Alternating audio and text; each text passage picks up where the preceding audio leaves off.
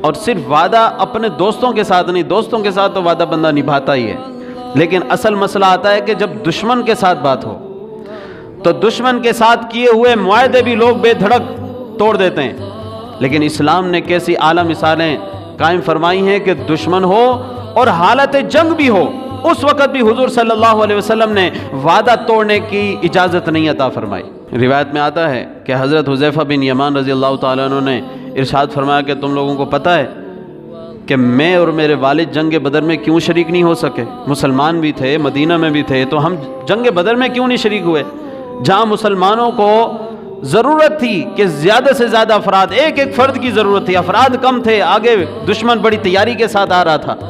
تو حضرت حذیفہ بن یمان رضی اللہ تعالیٰ عنہ وجہ بیان کرتے ہوئے ارشاد فرماتے ہیں کہ جب ہم مکہ سے نکلے اس نیت سے کہ کسی طرح مدینہ پہنچیں اور حضور کے ساتھ مل کر، اور پھر جس طرح جنگ کی تیاری ہے تو ہم مسلمانوں کے ساتھ مل کر دشمنوں کے ساتھ جنگ کریں، تو حضرت حذیفہ فرماتے ہیں کہ ہم مکہ سے نکل کر مدینہ کی طرف جانے لگے، کفار مکہ نے ہمیں پکڑ لیا اور کہا کہ تم تو اسی لیے جا رہے ہو کہ جو ہم لشکر لے کے جا رہے ہیں تم ان کے ساتھ مل کر ہمارے خلاف جنگ کرو گے، تم تو ہمارے مخالف لشکر میں شامل ہو کر ہم سے جنگ کرنے کے لیے جا رہے ہو۔ تو حضرت حذیفہ بن یمان نے فرمایا کہ ہم نے ان کفار کو کہا کہ نہیں، ہم تو صرف مدینہ جا رہے ہیں، جنگ کرنے نہیں جا رہے۔ تو انہوں نے کہا ٹھیک ہے، اگر تمہاری نیت صرف مدینہ جانے کی ہے اور مسلمانوں کے ساتھ مل کر ہمارے خلاف جنگ لڑنے کی نیت نہیں ہے تو وعدہ کرو اور کہو کہ تم یہاں سے صرف مدینہ جاؤ گے اور مدینہ میں جا کر مسلمانوں کے ساتھ مل کر ہمارے خلاف جنگ نہیں کرو گے، جنگ میں شریک نہیں ہوگے۔ تو حضرت حذیفہ بن یمان رضی اللہ تعالیٰ عنہ کہتے ہیں کہ میں نے اور میرے والد نے مجبوراً، کیونکہ وہ تو ہمیں آنے نہ دیتے، ہم نے کہا کہ ٹھیک ہے ہم تمہارے خلاف جنگ نہیں کریں گے، مسلمانوں کے ساتھ مل کر ہم تمہارے خلاف جہاد میں شامل نہیں ہوں گے۔ حضرت حذیفہ کہتے ہیں کہ جب ہم مدینہ پہنچے تو یہاں پر لشکر تیار تھا،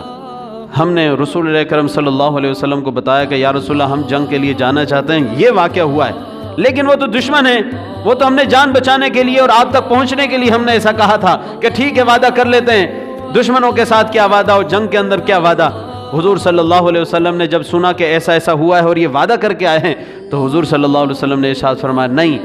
تم نے کافروں کے ساتھ ہی اگرچہ وعدہ کیا ہے لیکن وعدہ کو وفا کرو اور تم وعدہ پورا کرو، تم مدینہ میں رہو اور ہم اللہ سے مدد مانگتے ہوئے کافروں کے ساتھ جہاد کریں گے۔ یہ حضور صلی اللہ علیہ وسلم کی کتنی بڑی مثال ہے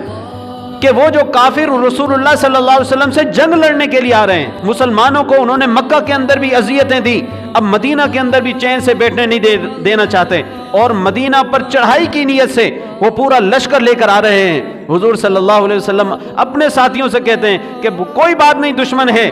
ان کا اخلاق جیسا بھی ہو، تم نے میرا کلمہ پڑھا ہے، تم نے اگر زبان دی ہے تو بس اس کو پورا کرو۔ یہ حضور صلی اللہ علیہ وسلم کی تعلیمات تھی۔